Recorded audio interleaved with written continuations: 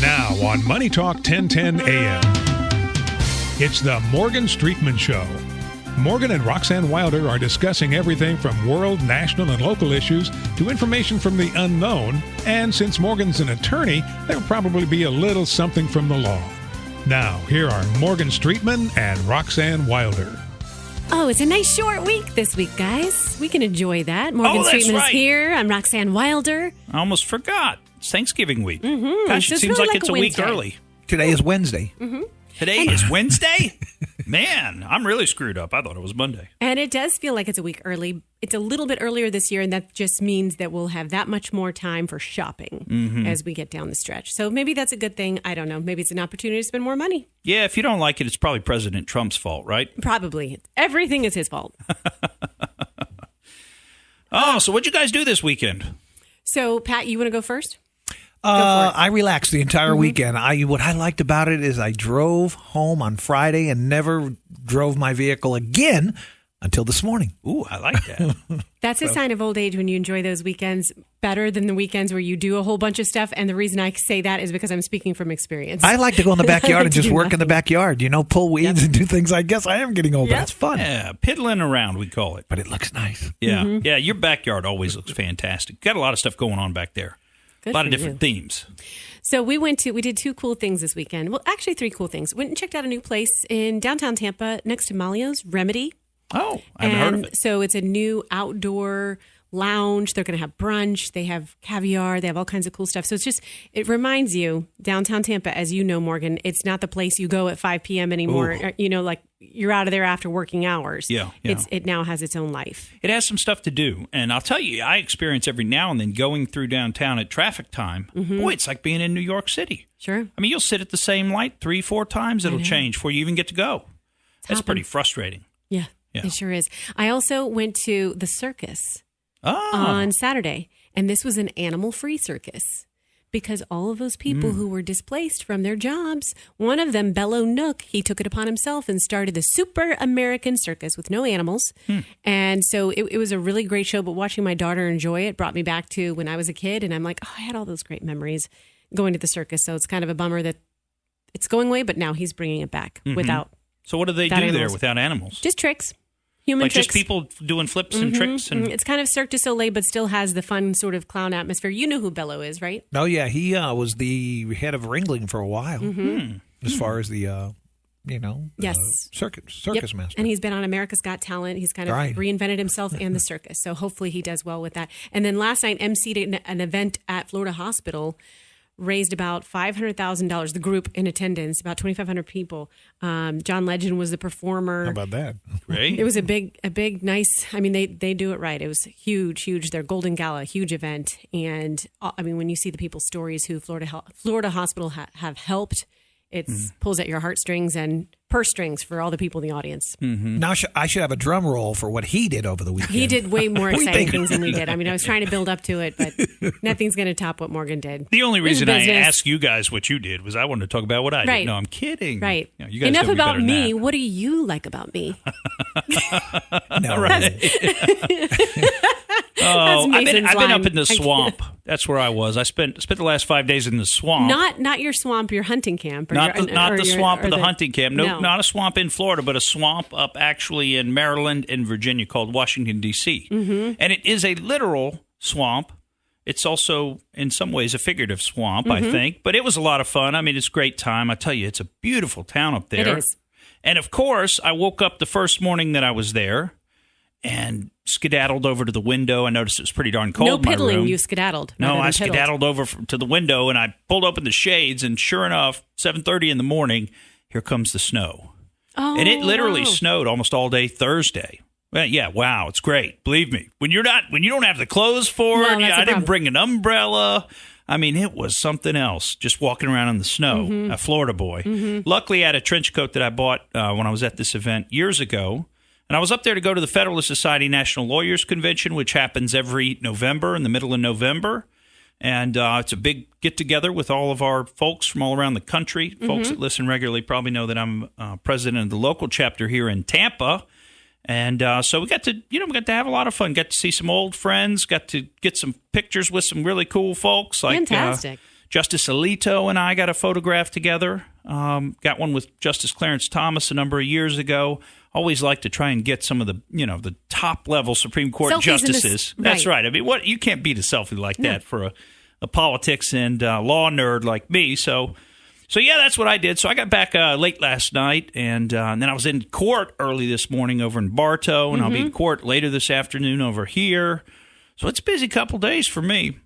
So I guess it does kind of feel like a Wednesday in a way, but we got a really exciting show for today because, of course, we've had some brand new developments as of last night here in the state of Florida with the elections, and we're going to have a special guest on today, somebody we're really excited about. His name's Jonathan Lockwood, and we're going to bring him in the second segment. But he's in charge of a group called Stop the Steal, or rather, he's really the spokesman. It's a cadre of three gentlemen that are working together, along with a bunch of other people that are working with them. And they actually were based out of Texas, but when they saw what was going on in Florida, they moved the operation to Florida and worked really hard during this recount. So we're going to be curious to talk to him about some of what they did and find out all about that. But, of course, as of last night, I got home and I started flipping back through my Twitter feed and the Drudge Report and all the places you might look for some news. And I saw some pretty big news here in the state of Florida. The recount was finished. I wasn't expecting that. I was not expecting it either. I figured we'd have to wait till the beginning of the year. Yeah. I mean, did they just finish the machine recount last Thursday, right? And then they were able to, like, in 3 days do a manual recount? I mean, how in the world? Anyway, I'm sure Jonathan's going to tell us all about it. I saw some photographs, and they just had, I guess, a bunch of people in the room. But, I mean, how do you keep track of that? You know, how do you – you have, like, one person counting and then one watcher? And then who watches the watcher? I mean, you know, how do you know? Anyway, very interesting stuff. So I'm sure we're going to hear all about that, about how that happened. You know, another interesting thing that came out very recently, but I think some of us probably at least suspected was the case. I don't know if you caught this, but it actually appeared in a federal court filing in the Eastern District of Virginia about a week ago. And it was revealed within that court filing, and they say that they neglected to redact a part of it that they were supposed to redact, put a black mark over it so you couldn't read it. And that basically said that Julian Assange is under United States indictment at this time. The indictments are under seal. So it has been talked about, you remember Julian Assange went into the Ecuadorian embassy back in 2012. That's right. And he was doing that at that time because the Swedish authorities were trying to have him arrested in London and extradited back to Sweden to face, I think it was rape charges at the time. But I think those charges have since been dropped. And I believe it kind of fell apart, and then they dropped them. I know it was a number of years after the initial incident, but there have been people who said there's no reason Julian Assange has to stay in the Ecuadorian embassy at this point, that he's essentially a free man. Well, what this reveals is that, no, he's not. And this is typical. You should not if you're, hopefully we don't have any international money launderers and criminals in our audience. But if you were one of those people, you ought to at least be aware of the fact that typically if you get indicted by the U.S. government and you're in a non-extradition situation, they do it under seal because they don't want you to know about it. And that way, hopefully, you'll make a trip through some place that we do have control of, say London, England, and, we'll pick you up there and have you extradited back to the U.S. to face charges. So, obviously, when they're trying to get somebody internationally, they don't announce when they've actually charged them, and that's called filing under seal. So we now know, based on that filing, that's what's going on with Julian Assange, that he has been essentially indicted under seal, probably in the Eastern District of Virginia, which is one of the big dockets where a lot of that stuff is done because of its location. Is he out walking around and everything now? Oh, no. He's been confined to like a 5-foot by 10-foot room or something for, since 2012. I mean, 6 years. That's right. Yeah. And he says, and you could understand this, that his health is really suffering because of it. I think he's got a treadmill in there, but that's about it. And I'm sure he's vitamin D. Yeah, low vitamin D. I mean, not like you could sit in the window and get any sun in London. So, and he's probably, if you look at some of the medical studies that are out now and some of the headlines, you see that actually loneliness is maybe as dangerous as, smoking cigarettes or some other bad vice that we might consider to be a real health risk. Well, just being lonely and confined or depressed can be that. And I know he's suffering from depression from being there. That's the report and stuff. And, I know there's a lot of people that would have a lot of tough things to say about Julian Assange. As a truth teller and a person who loves freedom of speech, freedom of the press, I certainly recognize that we can't have all of our national security secrets out there, but at the same time, Julian Assange didn't hack in and get these secrets to release them. He's been given them by someone else, and then he's just simply publishing them through the WikiLeaks. And we saw, WikiLeaks reveal some stuff to us as citizens that we otherwise wouldn't have known. You know what? I appreciate that because I want to be told the truth. I want to know what's going on in our government. I don't want to be taken advantage of. I don't want to be played for a fool. So if the government's lying to us, I hate to say it, but I appreciate the fact that there's somebody out there that will call them out on it and tell us the truth about something. And that's what he did. So we got more to cover when we come back on the Morgan Streetman Show.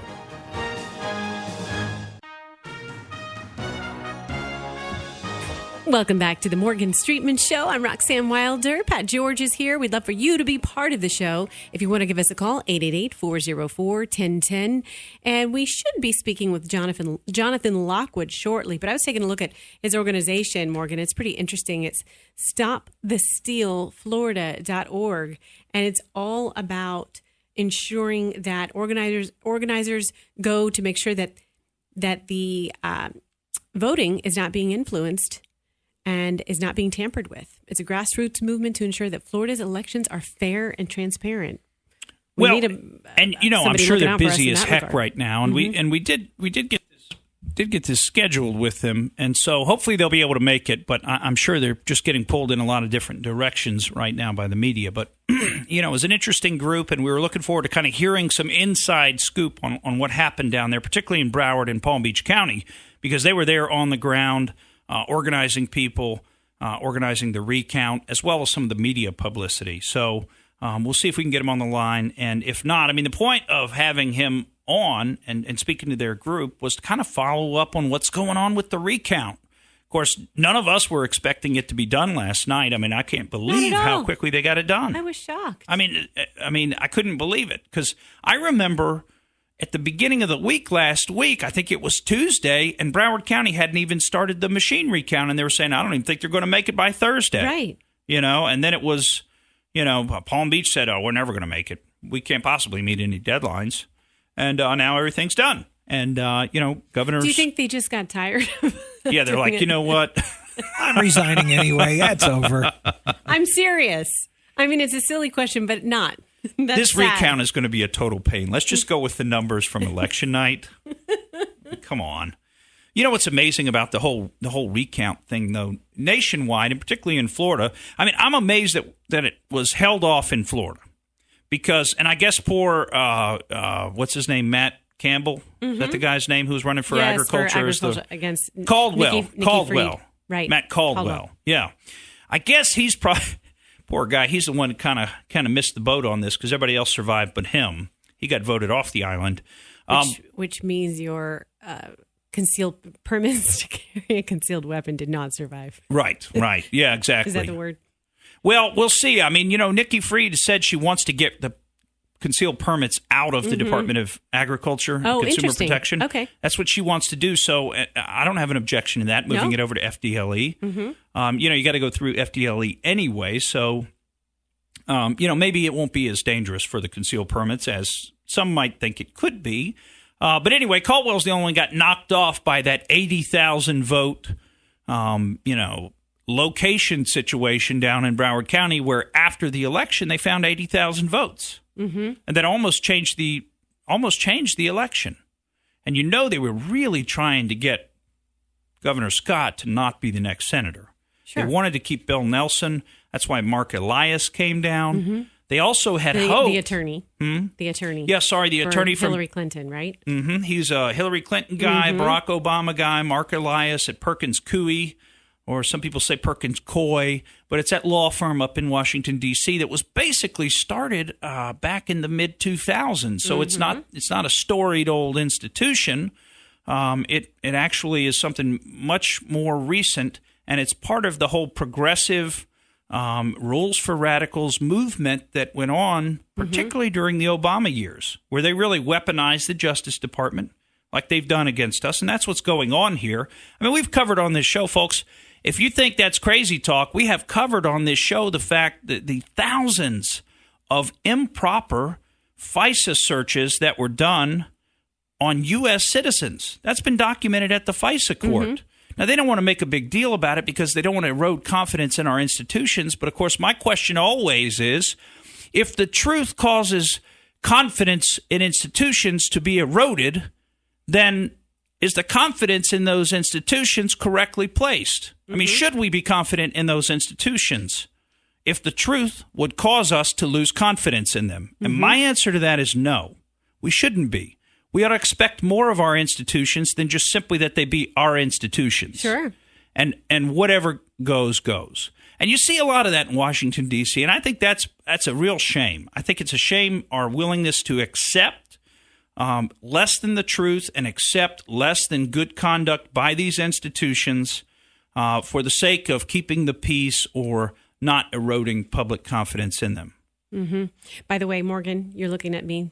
Who are you texting when you're talking? Well, I'll tell you. Jonathan. So he's going to be with us shortly. Yes. He's been delayed a little bit, but did he text you back? He did. Oh, he did. wow. Yes. Oh, you texted him too. Great. Okay. So we will be hearing from him in a few minutes. Fantastico. He's going to let us know when he's available. Excellent, excellent. Well, I'm sure he'll have lots to fill us in on. And that's an interesting young crew of guys, too, that are running that. You ought to look into that, stopthesteal.org. Check that out online. You said it was, well, it's all about Florida's elections. Yeah, right. But it started elsewhere. I think they're from Texas. Okay. Now, the number that we were calling is an Oregon number. So, I mean, who knows? But you know how it is today with people and cell phones and keeping your number. A lot of people have a number from where they went to college or something. You know, it's not necessarily where they're from or where they live now.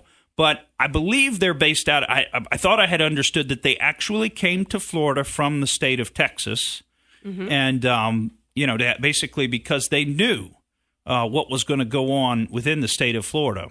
And they maybe just had a feeling. Well, I mean, you know, when they heard Mark Elias was coming down, and that was announced right after the election, if you remember, you know, I heard somebody mention the fact that that's when we knew it was war. That's when we knew it was absolutely war.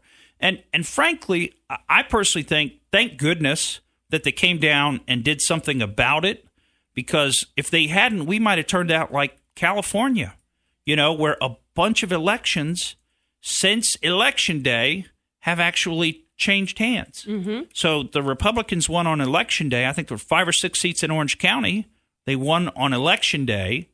And then, lo and behold, here's a couple extra boxes of ballots that we didn't know we had. And, wouldn't you be surprised the Democrats now won? Right. And, I mean, it's, you know, that happened a lot of places. I think the Democrats since Election Day have picked up an additional, like, 10 to 15 seats. I don't have the exact numbers. And, of course, it's changing as these races are being finalized and decided. You know, what's actually happened there is sometimes changing. So some stuff is still in flux. You talk about Mark Elias, right?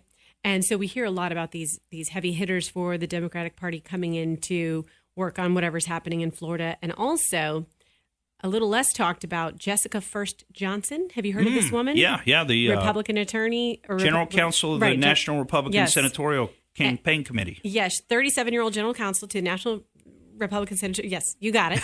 And what he said.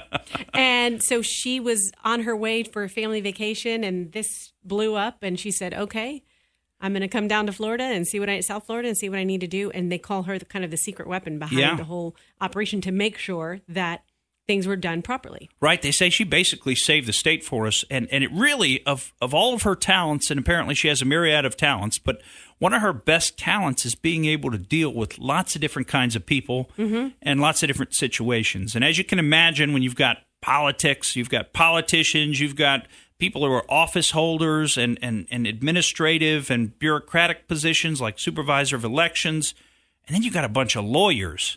I mean, can you imagine the egos that you have to deal with trying to deal with all these people? I mean, there's a lot of egos there.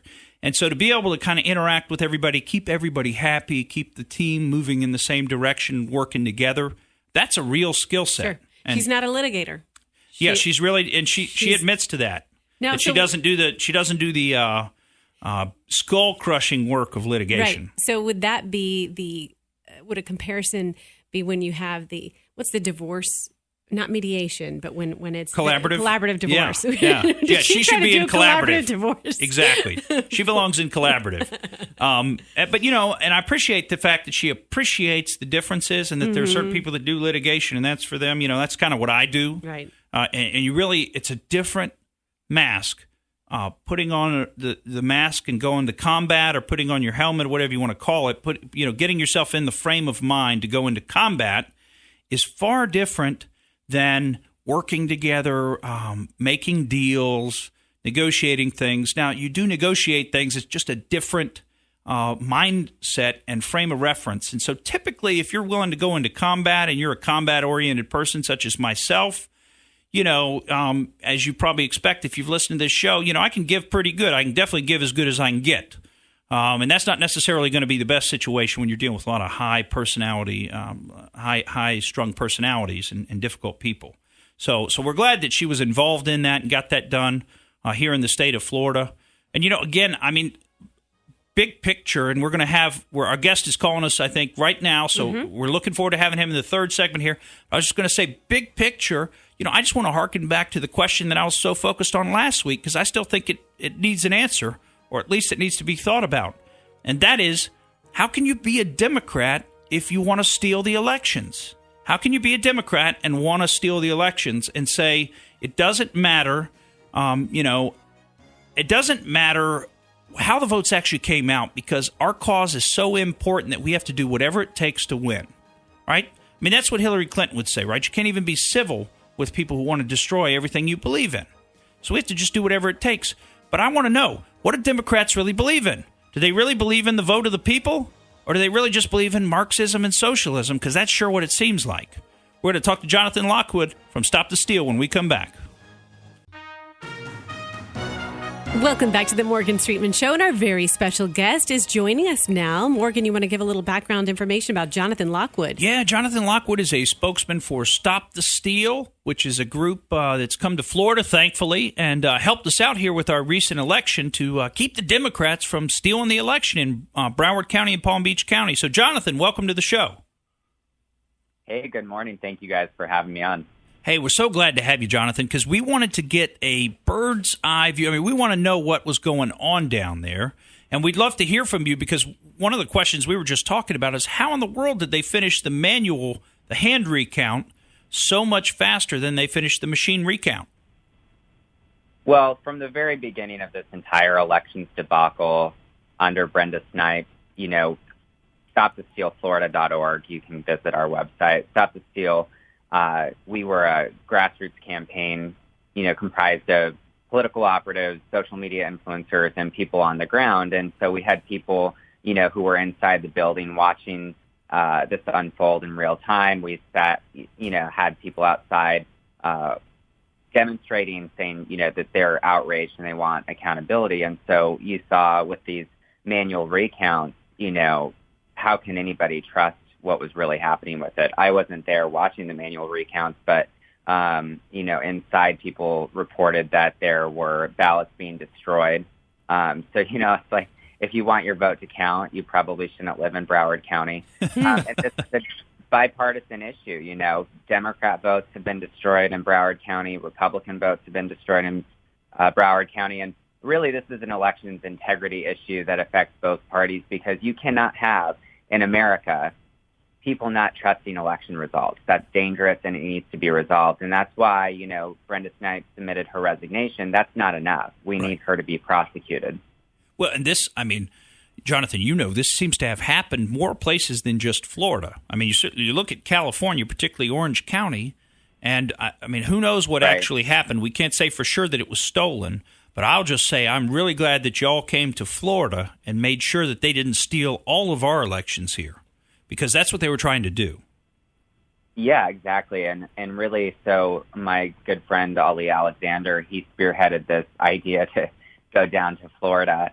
And, we were very grateful for the, small donors that made it possible. Plane tickets were, at spur of the moment were $700 each. We had a team of people fly down. And, the big thing with this, like you just brought up with Orange County, I mean, places that were, bright red are now bright blue. And you see with elections all over the country, people are doubting whether their votes were counted. And, in states like even blue states like Oregon and Colorado and California, you're seeing in these areas surprising results, especially, what we saw with Arizona. I mean, I can't believe a veteran-loaded state like Arizona would vote for a Taliban-loving, Democrat crusader. So, and who's just a strange person, too. That Kirsten Sinema was just a weird lady. I guess she's now a U.S. Senator, though. Right. And, it's just, everybody says identity politics. It needs to be rephrased. It's identity exploitation. And it's just wrong. And so, what we saw down in Broward County, Brenda Snipes blaming racism for people's, speculation and outrage. And, Andrew Gillum supporter kind of cornered me and said, why are you using the word steal, theft and that kind of rhetoric? And I just had to look at her and say, do you feel like your vote's being robbed from you? Because hers was actually stolen. Hers was not counted, apparently. And I said, well, don't you feel like that's theft? Right. And she looked at me and was like, well, yeah. And I'm like, so why aren't people allowed to say that? So, I mean, but getting back, so Brenda Snipes, getting away with submitting her resignation, that's not going to be enough. It might be enough for some in the GOP, but like my friend Ali pointed out, that's not going to be enough. People want to see her prosecuted to the full extent the law allows. And that's really, the message coming from the grassroots, who, by the way, made all of this, Stop the Steal possible. This was not a party-directed, demonstration at all. It was a group of people seeing what was happening and reacting to it in real time. So, Jonathan, your team, when you came to Florida, or South Florida, I should say, what did you do specifically as part of Stop the Steal Florida? What did you work on when you arrived? Yeah, so the very first thing that we did was coordinate with grassroots, different groups like #WalkAwayFlorida, which, in case anybody doesn't know about that, it's the group of people in Florida specifically who are, former Democrats who were disappointed, disaffected Democrats, outraged with their party leadership, with the likes of Debbie Wasserman Schultz, who helped, steal the primary from Bernie Sanders.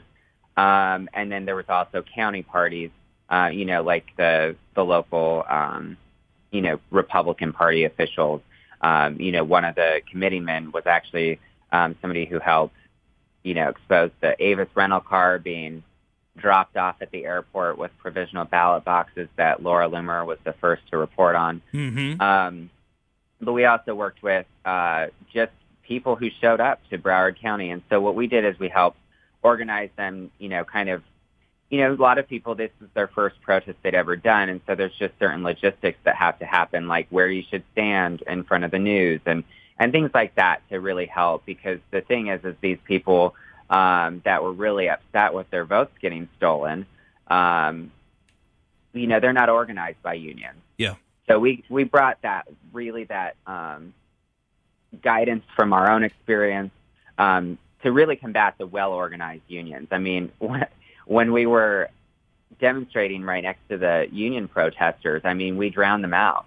We got the unions to go away. Wow. So things like that. And we also bought materials to make signs and, helping people, make signs. I made signs from almost a decade at these things. So, you get to know what looks really good on camera. And those things are important. And, some people would downplay that, but, that's and important. then they're just, yeah. And then there's just different things, like stopping people from getting a little bit carried away, which is, kind of a good thing, honestly, to have happen for everyone. But, so we really did a lot of that. And then, keeping people engaged and motivated. And we're both just about 30 years old. And so, we bring a lot of energy, and we survived on pretty much no sleep, but some good food that people got us, and a lot of caffeine. I was going to say probably plenty of Cuban coffee. Yeah. So I will say, though, it's very hard to find yerba mate in Florida. So your elected officials, once they get done with this, prosecuting Brenda Snipes, should maybe talk to the lobbyists down there to get some yerba mate. But no, it was really great. I mean, to think that you're like surviving and having so much energy when you only got a few hours of sleep, it really speaks to how passionate everyone was. And even just this morning, I got a text from somebody saying, I want to thank you for everything you did down here. We really needed it. Mm-hmm. The Republicans, weren't doing what they should. And that's really, I think, one of the strongest, takeaways from this is that the party does not know how to organize. Right.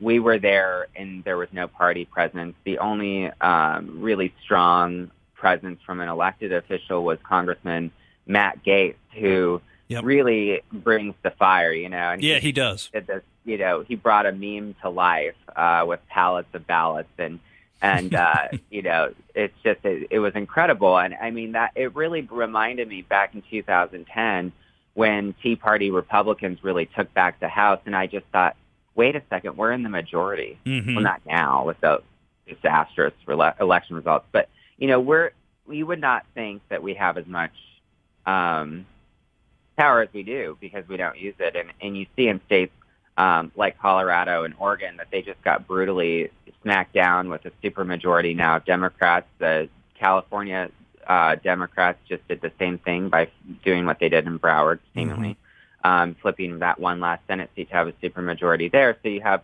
these, the West is becoming supermajority Democrats. And I'll tell you, I've lived in all those places. So it's like, they're not that liberal. And you see down in Florida, it's like, Florida used to be, known as a Republican state. Mm-hmm. So this is it's a contagion, I think, that's happening. And it's like the party has all this money that they could synthesize a cure, and they're not. And while we were down on the ground, the RNC was blasting out, fundraising emails. And, the Democrats are so much better at this. I mean, they're literally disciples of Saul Alinksy, and I have to admit that was one of the first books I ever read about politics, mm-hmm. and it served me well. I mean, I did what we did down in Florida throughout the entire career track I've been on, and Ali has been doing the same, and he's really been like the spearheading force behind Stop the Steal as a really well organized effort.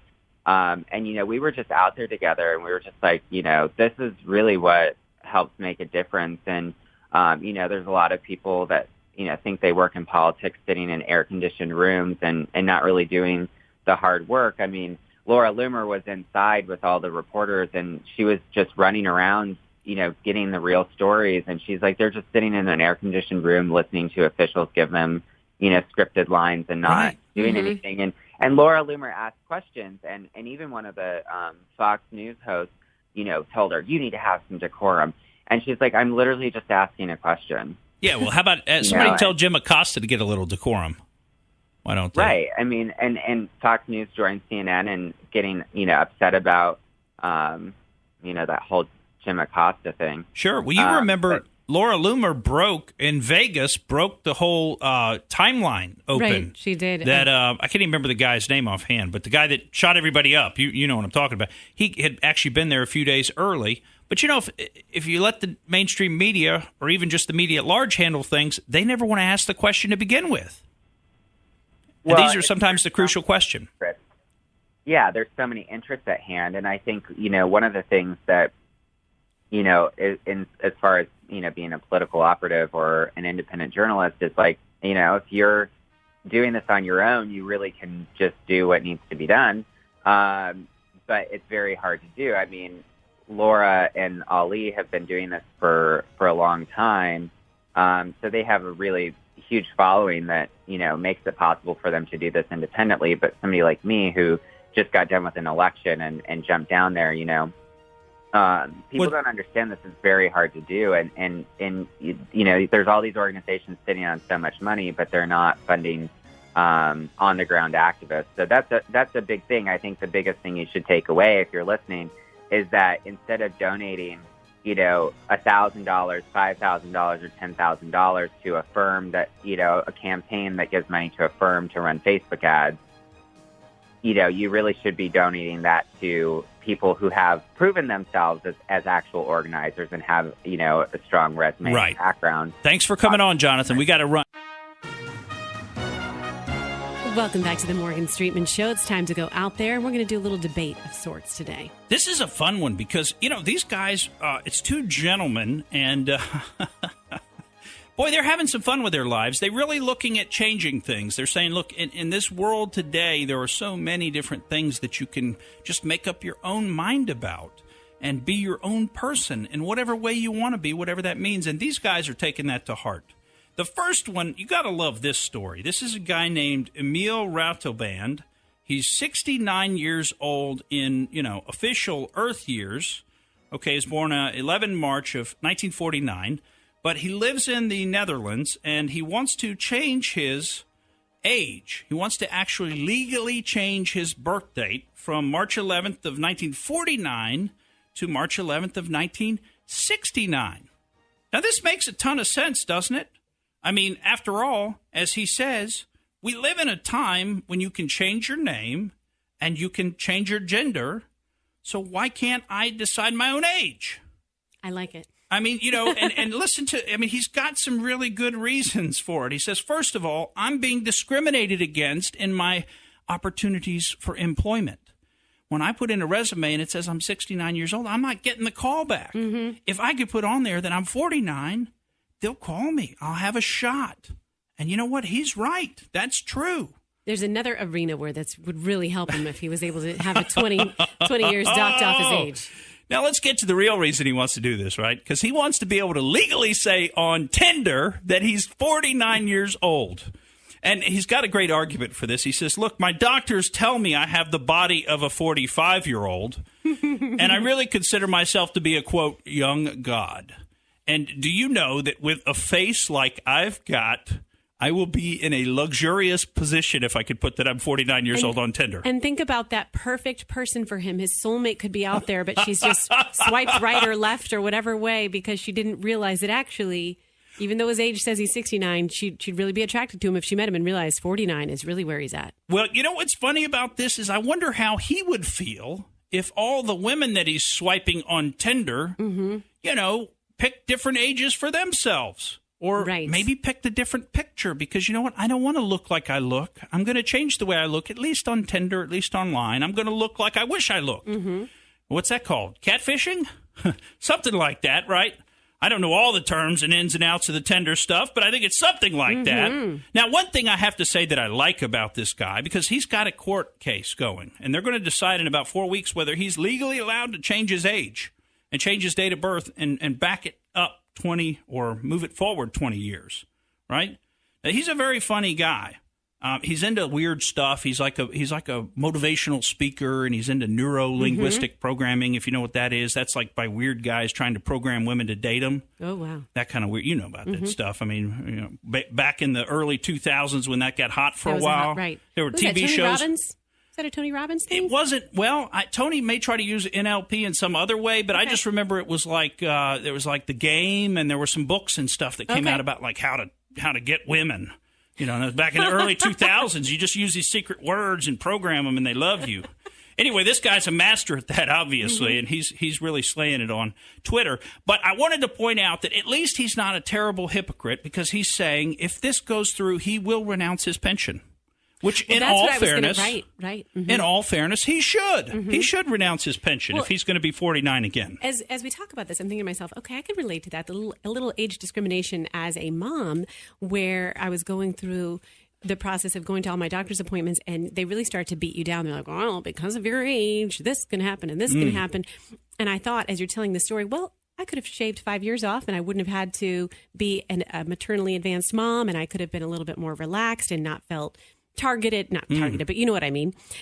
But I wouldn't have gotten the appropriate health care. Yeah. I got the better health care because of my age. Well, so you have to take the good with the bad. We are what we are. Well, the times are changing. I mean, 69 isn't what it used to be. You know what I mean? I mean, somebody who's 69 with a lifetime of modern healthcare may be in a lot better shape than somebody 100 years ago. Go ahead. You know how you hear 40 is the new 20. This is the new that. This is new. So all that guy needs to do on Tinder is write the new 49. There you go. There you go. And then they'll just leave it to them to guess. It's somewhere between 49 and 99, right? Somewhere in that range. Well, and here we have another story. This one out of, would you believe it, Japan. And this gentleman, I'm not even going to bother trying to pronounce his name. Maybe I will. Akihiko Kondo. Ooh. Akihiko Kondo. He's 35 years old, and he's married, or at least he thinks he's married, to a virtual reality singer named Hatsune Miku. She's an animated 16-year-old. Already I've got a little bit of an issue with that, with saucer eyes and lengthy aquamarine pigtails. You know, he spent almost $20,000 to have a wedding ceremony in Tokyo that 40 people attended. And as he says, looks pretty happy in this photo. He's very happy. Believe me, he is thrilled with his situation at 35 years old. She wakes him up in the morning. He has a doll version of her that sleeps in the bed with him. As he says, he thinks about her every day and has always been faithful to her. He also has a holographic device that she can also manifest in, that he paid about $3,000 for, and that sits on his desktop. Now, what's interesting is that he got his marriage certificate from a group called Gatebox. Do you know that they have issued almost 4,000 marriage certificates for people like this gentleman who want to marry their hologram or computer program? Now, we're laughing at this, and we think this is funny now. And of course, I do want to point out that all of this started, the story does tell us, after difficult encounters with women as an anime-mad teenager. Okay, and this poor gentleman said girls would tell him to drop dead. Creepy otaku, he recalled, using a Japanese term for geeks that can carry a negative connotation. So anyway, as he got older, he felt like women were bullying him, and he never was able to make a connection with a real woman. But here's a woman who doesn't give him a hard time, doesn't bully him, never nags. Now, she can't clean up the dishes either yet, but that day's coming, of course. Now, I think this is interesting because he says he is a minority. He's a sexual minority. He doesn't want to date flesh and blood people, women, or whatever. And he says it's not right. If you're trying to talk a gay man into dating a woman or a lesbian into dating a man, that wouldn't be allowed. Diversity in society has been long called for, and I believe that we must consider all kinds of love and all kinds of happiness. So how can you force him not to love the woman or computer program that he says he loves? And, of course, this question right now sounds very funny because, you know, he's got this little hologram on his computer screen. But what happens when it's an actual body? What happens when it's like an AI robot that basically looks like a person? I mean, maybe it's even close to being indistinguishable like they say it's going to be. Oh, there will be human-robot marriages in our lifetime. Can you marry? Can you marry a robot? And as this gentleman says, why not? Miko-san is the woman I love, and I love her a lot, and she's the one who saved me. Miko-san. I mean, I'll be honest with you. I'm having a hard time anymore coming up with a reason why he shouldn't be allowed to marry a hologram. She sounds like a sweetheart. I can't understand why the Dutchman shouldn't be able to drop 20 years off his age so he can get on Tinder. Boy, it's a brave new world. I'm Morgan Streetman, and that's the way I see it.